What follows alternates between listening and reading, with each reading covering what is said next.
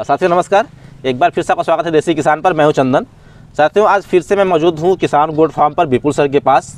बहुत सारे लोगों का कमेंट आ रहा था, प्रश्न आ रहा था कि बकरियों में कौन कौन सी बीमारियां आती हैं, उसका बचाव कैसे करें, उसका इलाज कैसे करें। बहुत लोग क्वेश्चन कर रहे थे, कमेंट कर रहे थे। तो आज सर से इसी बारे में बात करेंगे कि जो बकरी पालन में बीमारियां हैं कौन कौन सी होती हैं, उनका इलाज कैसे करें। तो सर स्वागत है आपका मेरे चैनल पे। मन लग जाता है जी आपका भी मेरे YouTube चैनल ऊपर नहीं होते अंदर पीछे में फार्म पे बेसिकली सुअरिया भी आई जाए वरना मजा हम बैठे नहीं कराए ना पीछे में सामने से देख रहे हैं जी। सोचबा कब भागी वहां से।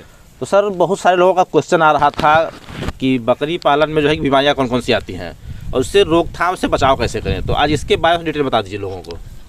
चंदन जी मैं आपको बोलना चाहूँगा कि वैसे रोकथाम और बकरियों में बीमारियां ठीक है वो तो अनगिनत हैं। ये तो बीमारियां बिल्कुल मतलब आप समझिए कि अनगिनत है। 2-4-5 मिनट की वीडियो में आप क्या सीख पाइएगा। लेकिन फिर एक मोटा मोटा सा बताइए। अब मैं मोटा मोटा ऐसे क्या बोलूँ चंदन जी आपको। मैं पहली बार वीडियो में आपको एक स्टोरी सुनाता हूँ थोड़ा सा 2 मिनट के लिए दर्शकों से। वीडियो अगर पसंद आए ना तो मेरे कहने पे आप चंदन जी का वीडियो लाइक जरूर करिए, ठीक है। और जब मैं पहली बार एनालिसिस कर रहा था बकरी पालन के लिए when I was in Allahabad, तो उसमें मुझे ना 3-4 तरीके की बीमारियां दिखती थी।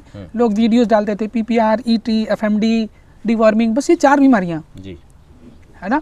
तो मैं भी मतलब समझता था यार बकरी पालन का काम बड़ा आसान है, कोई टेंशन नहीं है इसमें। 3-4 बीमारियां और इन सब की वैक्सीन है, वैक्सीन लगा दो यार बकरी तो फिर मरेगी नहीं, तो नुकसान कहाँ है। फिर मैं वो सब करता रहा, मुझे उतनी जानकारी नहीं हो पाई। मैं बकरी पालन में उतर तो गया। फिर उसके बाद मुझे डॉक्टर सौरभ सिंह मिले जो बड़े भाई हैं हमारे। तो उन्होंने बताया कि इसमें बहुत सारी बीमारियां होती हैं और फिर धीरे धीरे हमने अनुभव किया कि केवल PPR, ET, FMD 3 ही बीमारियां नहीं हैं। कम से कम मुझे लगता है कि 25 से 30 बीमारियां होंगी। अच्छा, ठीक है। और जब मैं आप लोगों को नोट्स दिया था उसमें आप लोगों ने ध्यान से पढ़ा भी होगा, है ना। उन सब के लक्षण अलग होते हैं, रोकथाम अलग है। बेसिकली अगर मैं मोटा मोटा आपको बताना चाहूँ, जब हमेशा क्लासेस में भी बताता हूँ और पढ़े लिखे लोगों को ज़्यादा अच्छे से समझ में आता है। बाकी जो लोग थोड़ा सा कम समझ पाते हैं उनके लिए स्पेशल मैं एक दिन की एक्स्ट्रा क्लास भी रखता हूँ इस सिलसिले में, आप जान ही रहे हैं।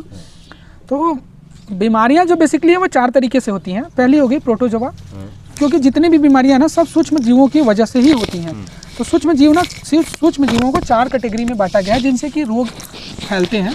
प्रोटोजोआ, वायरस और बैक्टीरिया और साथ ही साथ फंगस, है ना। तो अलग अलग बीमारियां अलग अलग सूक्ष्म जीवों के कारण पनपती हैं, ठीक है ना। अब इसमें जैसे सबके अलग अलग लक्षण होते हैं, सबके अलग अलग इलाज हैं। उन सारी चीज़ों को अगर कोई जानना चाहता है तो फिर वो क्लास ज्वाइन करे। अधिक जानकारी अगर उन्हें चाहिए तो जुड़ें। और जैसे मैं नाम अगर आपको बता दूं, जैसे PPR हो गया, ET है, FMD है, BQ है, HS है, ठीक है ना। इसे तो लगभग सभी लोग जानते हैं। ये 4-5 बीमारियाँ सभी लोग जानते हैं। जैसे मैं आपको और बताता हूँ, बुखार है, सर्दी है, जुकाम हो गया, है ना, सूखी खांसी अलग आती है ना। फिर उसके बाद लंग्स वगैरह में इन्फेक्शन हो जाता है, निमोनिया हो जाता है ना। आफरा हो जाता है। आफरे में अगर मैं एसिडोसिस की बात करूँ तो एल्कलोसिस होता है ना। एल्कलाइन नेचर हो जाता है रूमेन का, वहाँ दिक्कत आती है। डिस्टोकिया वगैरह के केसेस जो बच्चे फंसते हैं वो सारी समस्या आती है ना। बाकी टॉर्सन का केस भी कभी कभी बकरियों में देखने को मिलता है। पेट के अंदर ही बच्चा पूरा घूम जाता है। वो आप लोग पढ़े थे और बेसिकली उस पर बढ़िया क्लास एक चली थी। तो वो एक बीमारी हो गई। प्यूमेट्रा वगैरह की शिकायत होती है। तो लगभग 12-13 बकरी मतलब बीमारियाँ। तो प्यूमेट्रा का मतलब ये है कि यूट्राइन इन्फेक्शन होता है, बकरियाँ बार बार रिपीट करती हैं, क्रॉस नहीं होती, बच्चेदानी के अंदर इन्फेक्शन रहता है, ये हो गया। रीढ़ की बीमारी आती है ना, आपने देखा होगा। स्किन पे कई सारी बीमारियां हैं, जैसे आप देखेंगे स्किन पे जैसे जुए वगैरह की वजह से सारी चीज़ें हैं, मतलब चित्ते उभर जाते हैं, ये सब हो गया। जैसे अभी प्रोटोजोअल की अगर हम बात करें तो जैसे थैलोसिस है ना। इसमें ब्लड वॉल्यूम जो है कि ब्लड आपका एक तरीके से पानी की तरह हो जाता है, तो लोग समझ नहीं पाते हैं, है ना। थैलोसिस हो गया। वाइब्रेसिया है, बकरियां कभी कभी खून का पेशाब स्टार्ट कर देती हैं। अच्छा। तो वो एक बीमारी हो गई, थैलोसिस हो गया। और ट्रिपेनोसोमियासिस है, जिसको आम तौर पे लोग सर्रा के नाम से जानते हैं। बकरी में ऐसी बीमारी देखने को मिलती है ना। तो ये बीमारी हो गई। प्लस आपको मैं बताऊं, जैसे मैंने ये बता दिया, थैलोसिस है, वाइब्रेसिया है और ट्रिपेनोसोमियासिस हो गया।